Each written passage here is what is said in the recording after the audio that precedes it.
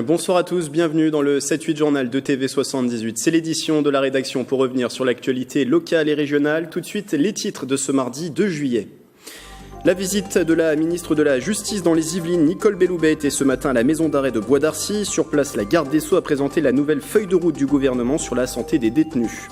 Le département touché par les noyades, notamment chez les plus jeunes. Une personne de 21 ans décédée ce week-end à Achères et un enfant sauvé de peu à Versailles. L'enseignement de la natation est-il suffisant? Quels sont les conseils pour éviter les incidents? Nous en parlons avec notre invité. Enfin, les gendarmes des Yvelines ont un nouveau patron. Le colonel Sylvain Tortellier va prendre ses fonctions le 1er août. Il remplace le colonel Loïc Barras. La passation de commandement se déroulait hier à la préfecture des Yvelines. Et puis c'est tout à l'heure dans ce journal le projet solidaire de 2 policières pour l'association des orphelins de la police nationale. La suite des violents affrontements de la nuit de samedi à dimanche à Saint-Germain-en-Laye. 2 hommes ont été présentés à un juge au tribunal de Versailles ce lundi. Ils sont originaires de Saint-Germain et de Chanteloup-les-Vignes. Une trentaine de personnes est en tout concernées par cette bagarre entre bandes rivales qui a fait 7 blessés, dont 3 graves. Ces derniers sont finalement tirés d'affaire. La préfecture des Yvelines a ordonné le déploiement de forces de sécurisation sur place. Elles resteront jusqu'à ce que le calme soit totalement revenu. La garde des Sceaux, Nicole Belloubet, en visite ce matin à la maison d'arrêt de Bois d'Arcy, accompagnée de la secrétaire d'État Christelle Dubos. Elle a dévoilé les grandes lignes de sa feuille de route pour améliorer la santé des détenus. Aurélie Ronce pour le sujet. Ce document contient les 28 mesures mises en place par le gouvernement pour améliorer la santé des détenus.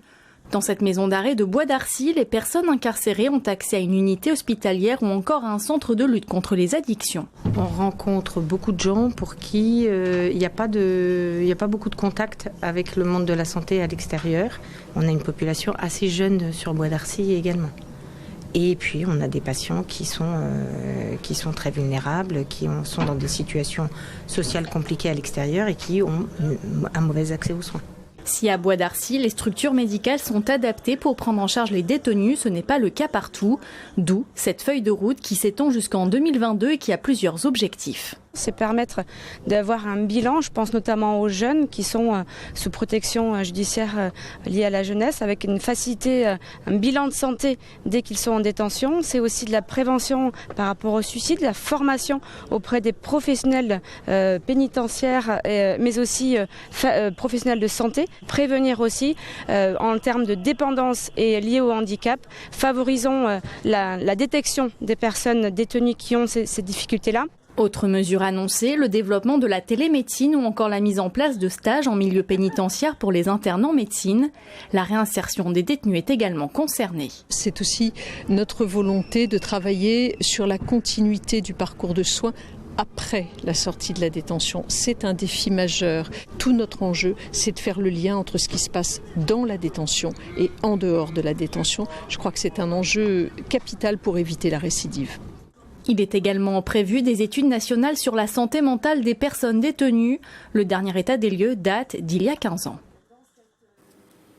En marge de cette visite, Nicole Belloubet s'est également exprimée sur un autre sujet, le résultat de la consultation citoyenne menée il y a quelques semaines à la maison centrale de Poissy. Les Pissiacais ont voté non à 82% pour le maintien de la prison en centre-ville. Écoutez la réponse de la ministre.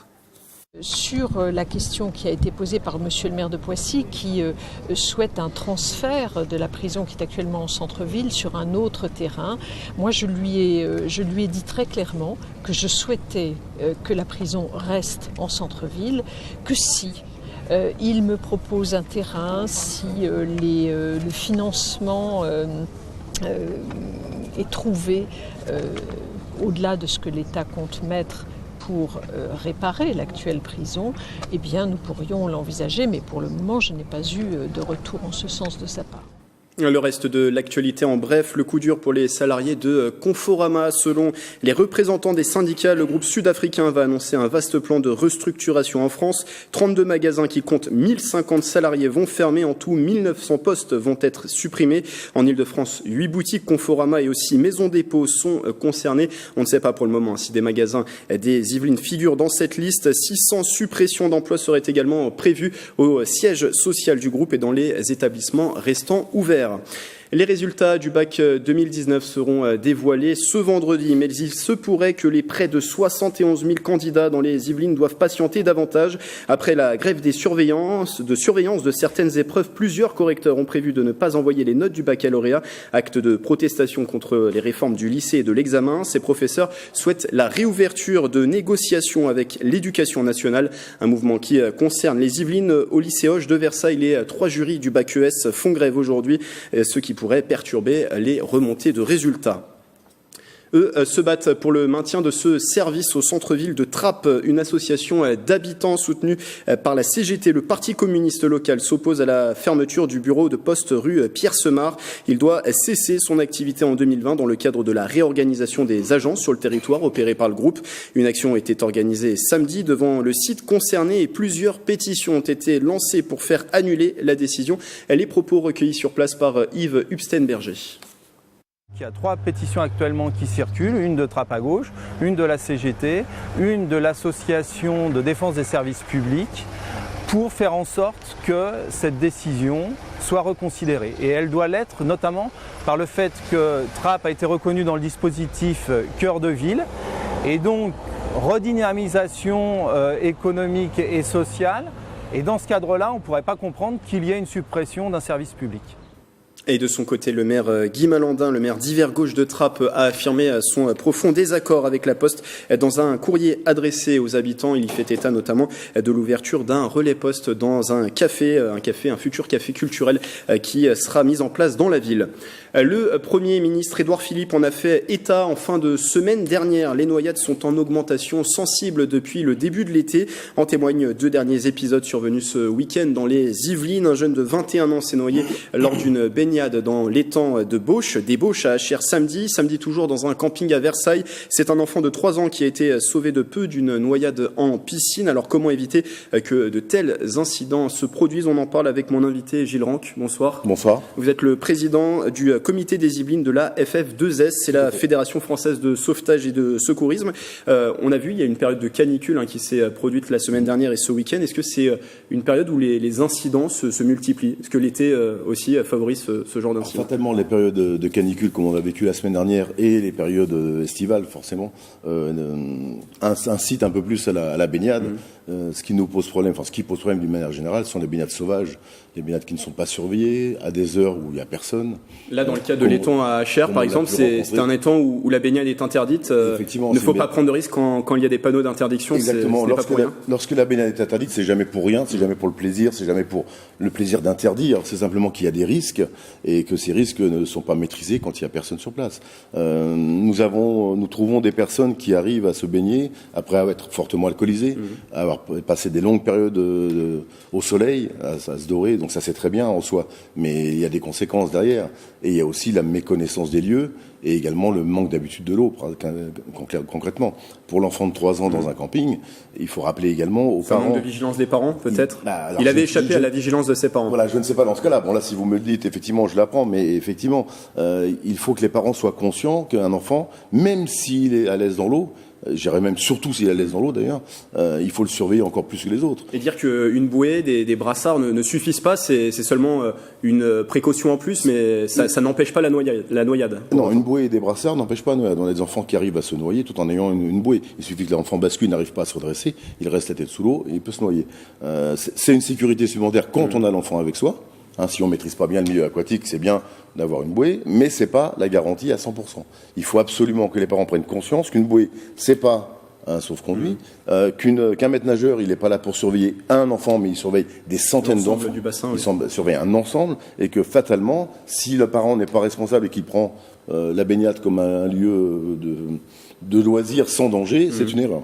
Donc ça c'est dans le cas des piscines publiques, aussi de balades, de sorties à la plage. Pour les piscines privées, parce que ça arrive aussi, qu'il y ait des incidents dans des piscines privées, quelles sont les précautions à prendre? Les précautions, déjà c'est pas laisser les enfants seuls au bord des piscines, même privées, et se consacrer à la surveillance même des enfants qui sont au bord de ces piscines privées. Essayer de mettre des barrières, faire en sorte que l'accès au bassin ne soit pas facile.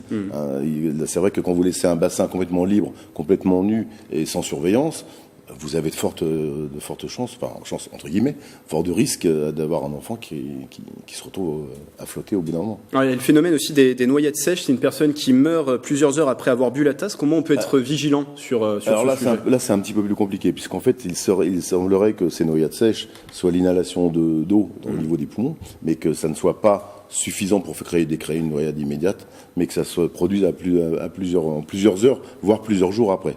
La vigilance, lorsqu'on est à la piscine ou dans une baignade, quelle qu'elle soit, que ce soit la mer ou dans un étang, si l'enfant tousse, si l'enfant a des douleurs au niveau de la poitrine, ne pas penser ça sous silence. Le fait de tousser, on sait tous que lorsqu'on la voile un petit peu travers, on tousse, mais ça ne dure pas. Quand la toux s'installe et qu'il y a des douleurs au niveau de la poitrine, il faut quand même consulter. Il ne faut pas hésiter à aller aux urgences et demander et expliquer la situation pour dans quelles circonstances se sont produits ces éventuels tout. Alors sur les noyades, est-ce que le problème aussi n'est pas autre part? Il y a une récente étude, Gilles Rand, qui montre qu'un Français sur 7 ne sait pas nager. C'est une étude de Santé publique France, une récente étude.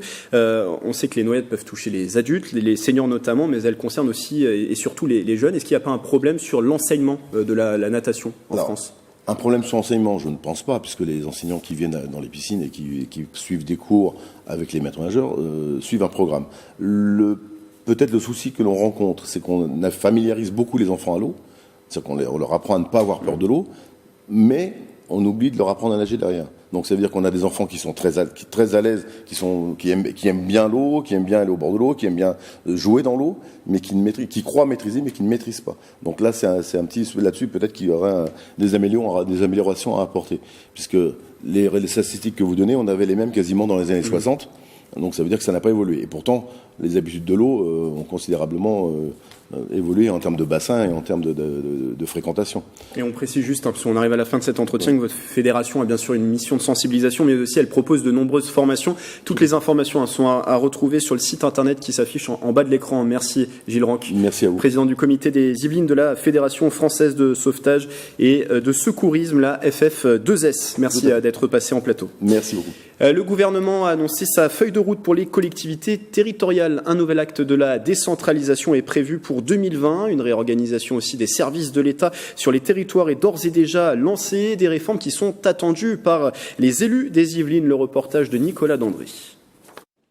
La mise en œuvre de la réforme de l'organisation territoriale de l'État, c'est l'objet de la circulaire du 12 juin envoyée par le Premier ministre au préfet. Elle rappelle notamment, c'est à l'échelon départemental que doivent être mises en œuvre les politiques de l'État. Une directive rappelée par le préfet des Yvelines lors de son intervention devant l'Assemblée départementale le vendredi 28 juin et illustrée avec l'exemple de la loi SRU sur le seuil de logements sociaux imposé aux communes. Notre interprétation sera toujours positive à partir du travail de terrain et que nous mobilisons tous les moyens pour accompagner dans ce cadre réglementaire en effet contraignant et que notre vision des choses sera toujours une vision bienveillante pour une application la plus intelligente et imaginative de la loi. Du côté des institutions décentralisées, conseillers municipaux ou départementaux, maires ou présidents de département, les attentes sur l'acte de décentralisation sont importantes. Alors, je pense qu'il faut donner plus de pouvoir aux collectivités. Tout ce que l'État ne fait pas bien à l'échelon central, il faut le confier aux collectivités. L'État, lui, doit mieux faire ce qui est le cœur de son métier. C'est la défense, c'est la sécurité, c'est la diplomatie, bien entendu, et qui sont aussi les garants de l'unité nationale. Mais localement, on est plus opérationnel. Donc, il y a les communes, et en soutien de ces communes, il y a les départements qui coordonnent, qui accompagnent les communes, leurs intercommunalités. Je dirais de redonner à la proximité et redonner au territoire les compétences et l'autorité et la responsabilité qu'ils doivent avoir.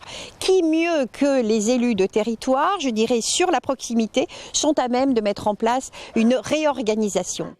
Sur la réorganisation des services de l'État dans le département, les directives sont en cours d'application. Le gouvernement lancera en 2020 la réforme sur les collectivités territoriales. La gendarmerie nationale des Yvelines va avoir un nouveau commandant à partir du 1er août. Le colonel Sylvain Tortellier va prendre ses fonctions à la place du colonel Loïc Barras. La passation de commandement entre les deux officiers s'est tenue ce lundi 1er juillet en préfecture des Yvelines. Nicolas Dandry était sur place.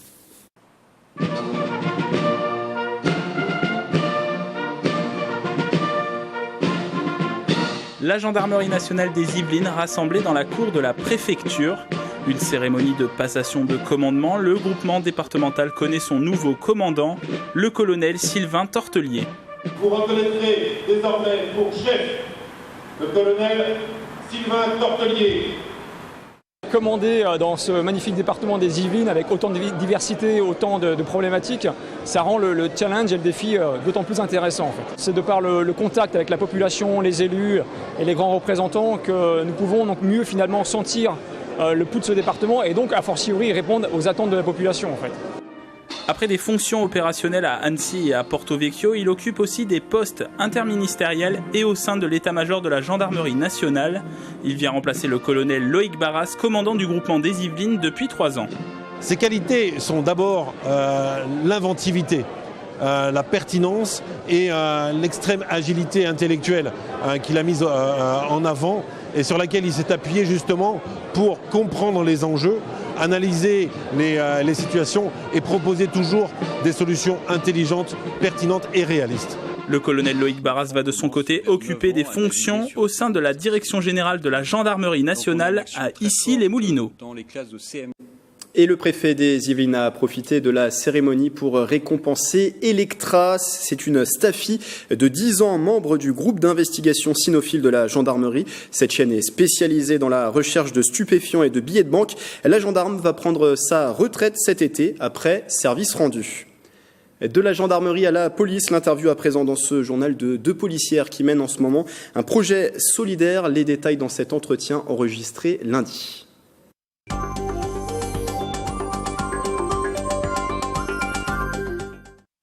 Elles souhaitent s'envoler pour le Costa Rica. 2 policières, dont l'une travaillant dans les Yvelines, vont participer au 5e raid de la Saharienne dans le pays d'Amérique centrale en décembre prochain.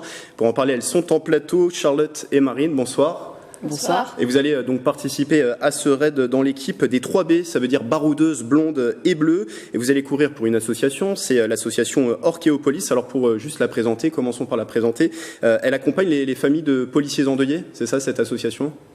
Charlotte ? Exactement, en fait, c'est une association donc, qui prend en charge les orphelins de la police nationale, donc plusieurs formes.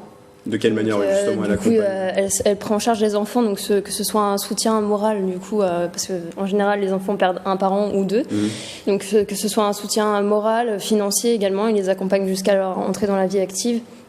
Donc que ce soit par des aides ou même en accueillant les enfants en fait dans des centres de vacances. Justement pour leur permettre de profiter un peu de leur jeunesse et de passer outre les moments difficiles de leur vie. Et vous me le disiez avant le début de cet entretien, c'est une association que vous connaissez depuis l'école de police, que vous connaissez depuis plusieurs années. Pourquoi choisir de la soutenir ? Qu'est-ce qui vous touche finalement dans cette association ? C'est un hommage que vous souhaitez rendre à des collègues disparus ? C'est un hommage aux nombreux collègues malheureusement qu'on perd chaque année, que ce soit sur le terrain ou par suicide. Donc voilà, pour nous ça a été vraiment l'évidence, c'était cette association-là et pas une autre. Alors ce raid, vous allez donc le faire en décembre, c'est programmé en décembre, du 13 au 20 décembre. Du coup, pourquoi le faire sous forme de raid ? Pourquoi ce soutien ? Vous avez voulu le faire sous cette forme-là ? Alors du coup, on a voulu le faire sous forme de raid parce qu'on est toutes les 2 sportives de base et du coup, on voulait vraiment mettre l'accent, conjuguer les 2, les enfants et en même temps faire le sport. Et du coup, on s'est renseigné sur les différents raids multisports et on s'est rendu compte que le raid de la Saharienne défendait les droits des femmes, donc on a dit allons aider les enfants, allons soutien aussi aux femmes, et du coup on s'est lancé dans ce raid. Parce que ce raid est 100% féminin, je l'ai dit, du 13 au 20 décembre, c'est la 5e édition au Costa Rica, donc il y a un angle solidaire, on l'a compris, un raid sportif, ça consiste en quoi, le raid de la Saharienne ? Donc ce raid se déroulera sur 7 jours, on a différentes épreuves, notamment du VTT, du trail, de la course à pied, on aura quelques épreuves un peu plus originales comme du lancer de hache par exemple, on a également du canoë-kayak, diverses épreuves tout au long de la semaine et voilà. Du coup, on fera les épreuves sur les matinées et les après-midi, on sera auprès des populations locales pour voir leur culture, leurs coutumes, faire justement un lien population. Un lien entre le sport et la solidarité. Vous allez parcourir du coup tout le Costa Rica, ça se déroule à travers tout le pays ? Exactement. On aura une base, en fait on va être logé dans un bivouac, donc sous des tentes, et puis on partira visiter tout le Costa Rica. durant toute la semaine. Et je précise qu'il y aura 70 équipes engagées à chaque fois avec 2 femmes qui composeront chacune des équipes. Comment ça se prépare physiquement? Alors vous le disiez, vous êtes sportif, donc j'imagine l'entretien c'est tout au long de l'année, mais pour préparer plus particulièrement ce raid, comment ça se passe? On a la chance d'avoir une base d'entraînement sur Dreux, donc pas très loin d'ici, où on peut faire du canoë, du VTT. Donc on a fait notre première en canoë il n'y a pas longtemps. C'était assez fun, mais voilà, on s'entraîne souvent là-bas. Ouais. Une première encourageante ou il y a encore du travail? Non, pour une première, c'était pas mal. Donc un angle forcément sportif. Alors pour l'angle solidarité aussi, pour pouvoir partir sur place, il y a forcément un budget. De combien avez-vous besoin pour pouvoir mener à bien justement ce projet? Alors pour pouvoir mener à bien le projet, on doit payer des frais d'inscription qui s'élèvent à 7 200 € pour notre équipe. En plus de ça, on a des frais de transport donc pour pouvoir se déplacer au Costa Rica. Donc on a ouvert une enveloppe de 9 500 € pour être large, pour ce qui est aussi matériel, si on n'arrive pas à avoir des sponsors qui nous fournissent du matériel justement. Donc on a mis 9 500 € pour pouvoir large, et tout ce qu'il y aura au-delà de ce qu'on a besoin sera directement reversé à l'association Orphéopolis. Alors vous avez donc mis en place une cagnotte, je crois qu'aujourd'hui il y a une centaine d'euros qui ont déjà été récoltés. Presque 200. Presque 200, voilà. Comment on peut vous le disiez, on le disait, via cette cagnotte, il y a aussi une recherche de sponsors? Exactement, parce qu'il faut savoir que c'est un raid qui va être très médiatisé. Donc les sponsors, c'est tout à leur avantage. Voilà, on pourra leur faire un maximum de publicité sur les réseaux sociaux, on va passer à la télé, etc. Donc on cherche activement des sponsors. Donc le message à passer aujourd'hui aux téléspectateurs, c'est aidez-nous pour mener à bien ce projet. Aidez-nous, on a besoin. Pour une bonne cause.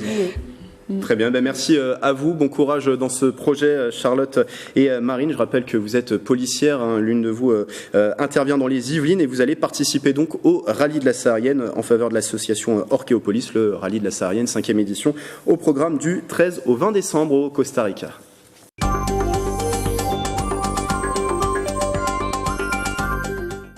Un retour en direct avec vous, Mélanie Poquet, bonsoir. Bonsoir. Avec vous, on va découvrir ce soir la commanderie autrement. Le site Saint-Cantinois va se retrouver ce week-end au centre d'un événement particulier. C'est un coup de cœur cette semaine qui connaît des turbulences. Des turbulences, oui, mais elles sont heureuses. Ces turbulences, c'est en fait le nom de la création, tout droit sorti de l'imagination d'une chorégraphe. Ça va peut-être rappeler quelque chose à nos téléspectateurs. Ah oui, vous nous aviez parlé d'un sujet en mai, de ce sujet en mai dernier. À l'époque, c'est la chorégraphe Tatiana Julien et la commanderie qui recherchaient des intéressés. Et une quinzaine d'entre eux a répondu présent. Ils viennent d'un peu partout de l'agglomération de Saint-Quentin-des-Nunez et même de Paris. Depuis, ils se sont retrouvés en juin pour créer tout cela. On voit les journées de travail à l'image. Il fallait appréhender le travail de Tatiana Julien, mais aussi comprendre comment la commanderie peut devenir un lieu chorégraphique. C'est de créer un projet très immersif, très plein de liberté et de joie et quelque chose d'assez festif avec le public, où il y a une première déambulation où le public circule librement dans tout le bâtiment. Il visite le bâtiment mais par la danse. Les spectateurs vont donc être accompagnés de danseurs professionnels et amateurs, mais pas seulement. Et pour cette découverte ou la redécouverte de la commanderie, ils seront équipés d'un casque audio. Ils pourront ainsi écouter des flux musicaux différents, mais aussi des réflexions sur l'art et la danse. Alors, Tatiana Julien avait déjà créé une turbulence au château de Vincennes. Je vous propose maintenant d'écouter Fanny Debré. Elle est chargée du développement artistique du site Saint-Quentinois et elle nous explique ce qui les a attirés dans ce projet. On a été complètement emportés, emballés par cette proposition, puisqu'on n'est pas dans une représentation classique avec le public d'un côté et le spectacle de l'autre. Là, la danse, elle est partout, elle entoure le spectateur au niveau des sensations. Et en plus, à la commanderie, c'est un lieu fait pour des propositions inédites, originales, singulières. Alors, la commanderie s'anime le 6 juillet prochain, début des turbulences à 21h. Et la soirée, après la déambulation, c'est un concert dansé au son électro d'Axel Rigaud. Merci Mélanie pour cette chronique. Comme d'habitude, vous serez à la présentation du 7-8 Culture, c'est dans un instant, sur TV 78. Enfin, c'était le dernier grand événement avant l'été dans la commune. Coignères organisait sa fête samedi dernier sous une chaleur caniculaire. Des jeux d'eau et des moyens de rafraîchissement ont été déployés. Plusieurs animations ont rythmé l'après-midi sur le parking de l'espace Alphonse Daudet. Manège, trampoline et jeux gonflables pour les enfants. La journée s'est terminée par un repas champêtre sous ambiance musicale avant un feu d'artifice. C'était au stade du Moulin avant. Plus de 1000 personnes ont pris part aux festivités. Yves Hubstenberger pour les interviews. On termine par la fête de la ville, la fête de Coignères, qui est une tradition ici depuis des lustres. Cette fête est je dirais, organisée évidemment en partie par la mairie, mais surtout grâce au comité des fêtes. Très très bien, très surpris. Je viens d'arriver sur Coignères il n'y a pas très longtemps, donc pour les enfants c'est très très bien. C'était une très belle journée, bien pour les enfants, un peu chaud, mais bon, je vois que la ville de Coignères a fait ce qu'il fallait pour que les enfants supportent la chaleur avec les jeux d'eau et tout, donc c'est très bien. Voilà, c'est la fin du 7-8 journal replay sur notre site internet et notre application mobile. Et rendez-vous dès demain à 18h pour une nouvelle édition d'information locale en direct. Belle soirée sur TV78.